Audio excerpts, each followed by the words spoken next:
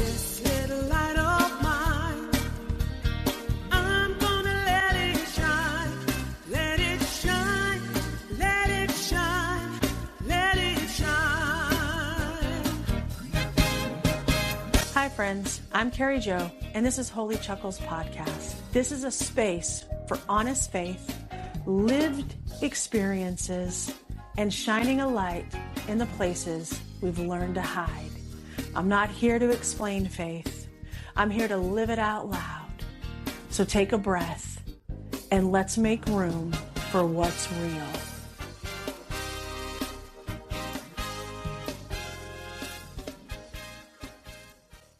Welcome back to Holy Chuckles Podcast. I'm glad you're here. Episode 34, I asked the question, where in your life has truth shown up, but you've been trying to keep going like nothing has changed? My truth showed up in my marriage. I kept giving, she kept taking. Not because she was an awful person, but because I followed my patterns. In my previous relationship, my partner started the process of healing. I didn't understand that then, but I understand it now. And as someone whose wounds centered around fixing and serving, how was I going to be needed by someone who was healing? It didn't register to me that maybe I should heal as well.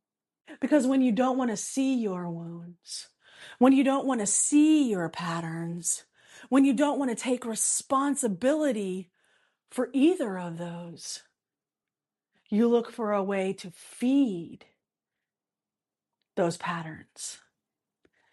It's like a drug addict who needs a fix. And that's what I did. I looked for someone I could fix, save, and serve. In my relationship with my ex-wife, I didn't require it to be 50-50. If there was a balance, how would I prove my worth? My only requirement was that she choose me.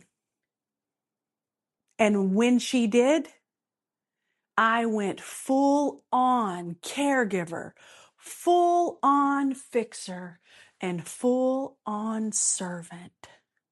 My ex-wife came from a tumultuous upbringing. She was wounded. I was wounded. We trauma bonded. And then we became codependent. She depended on the care I gave. I depended on the care she let me give.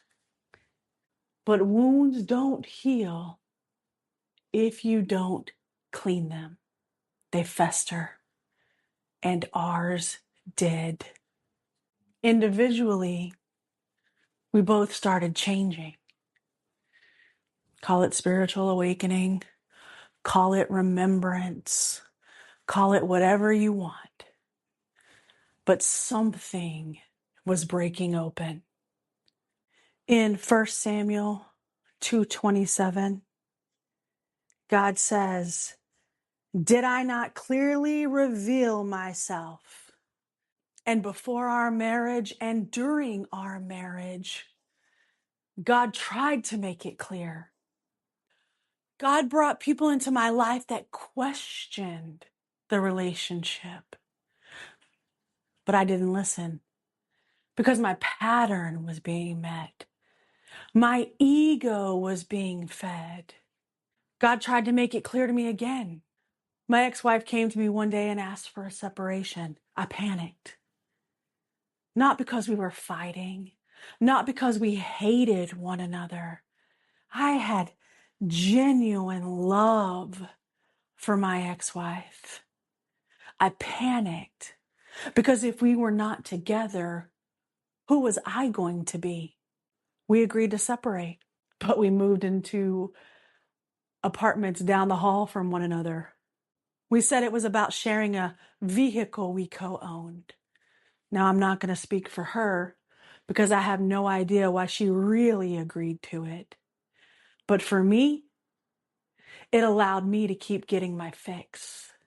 This separation, it did allow me a lot of time by myself. And I was going through a lot of healing. Finally, I thought, God had made it clear, and I listened. Or did I? I may have listened with one ear, but I was still available for anything she needed. I was still available anytime she was having a hard time through her healing. I never removed myself from being the caregiver. And when it was convenient for her, she always accepted. Since then, I've realized that even though I might have only been listening with one ear, I was still listening. And that allowed me to finally hear when God was being very clear, because then I asked to move forward with the divorce. Not because I was mad and not because of anything she did. It was because it needed to happen. It was something God was calling me to do. On the day of our divorce, we went together. This was an amicable divorce. We sat in the courtroom. We waited for our turn. And then the judge calls us up for our divorce. Our paperwork was wrong. The judge informed us we had two choices. We could go downstairs, get the correct paperwork, fill it out again, and come back up and she would still see us. Or we could reschedule for a different day. God made it clear, fix the paperwork. We sat in the cafeteria correcting our paperwork. My ex-wife started crying and asked, "Are we sure we're doing the right thing?" And I answered, "This is what we're being called to do, and we are doing it." We finished correcting our paperwork, took our paperwork back to the courtroom, and we sat and waited for our turn again. The judge finally calls us up, and our divorce was granted within minutes. God had been clear. I ordered our Uber to leave the courthouse. And as I opened the door to this SUV, the Uber driver said, "Yellow." And I stood there kind of in shock. And I said, "Why did you say that?" And the Uber driver said, "I have no idea. I've never said that in my life. I'm from Nigeria. Why would I say that?" And as I got in the vehicle, I said to her, "I'm going to tell you why you said that." And I told her this story. Growing up, my dad would answer the phone, "Yellow," and I never understood it. And I always liked to razz my dad. So I started making fun of him. And just to irritate him, I started picking up the phone when it rang and would say, "Yellow." So in that moment of sadness, in that moment of, wow, we really just got divorced, God used a memory that I would understand, a memory of my father, to show me, yes, I made myself clear. And yes, you understood what I was making clear. And yes, you followed through. Divorce Day changed my life. Not right away, because I still needed to do a lot of healing. In fact, I didn't even understand how much that day changed my life until here recently. Because even after the divorce, I still kept my pattern. We still lived down the hall from one another. She was still my best friend. And I could still serve my patterns through her until I couldn't. From October until the end of December 2025, our relationship as friends started to dwindle, started hanging out less, started talking less. We weren't sharing what was going on in our lives. She went from being my very best friend to someone I didn't even know. January 2026, she moved out of her apartment like a thief in the night, not saying a word, not even a goodbye. That was a shock to my system. I thought to myself, what did I do? I have always been the most reliable person in her life. I have always given, and I have always taken care of her. And then I realized that was God saying, did I not clearly reveal myself? God was making it clear because God made it clear before our marriage. God made it clear during our marriage. And now God was making it clear after our marriage. God wasn't the problem.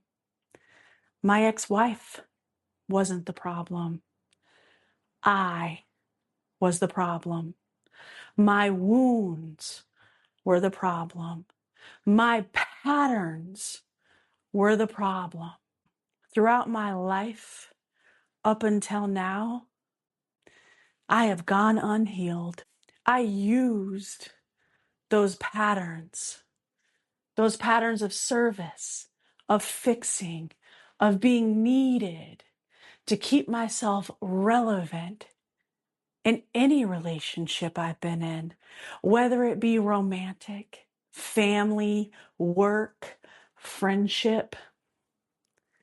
I served until I had nothing else to give. Now in my life, I'm not waiting for God to shout out, did I not make myself clear?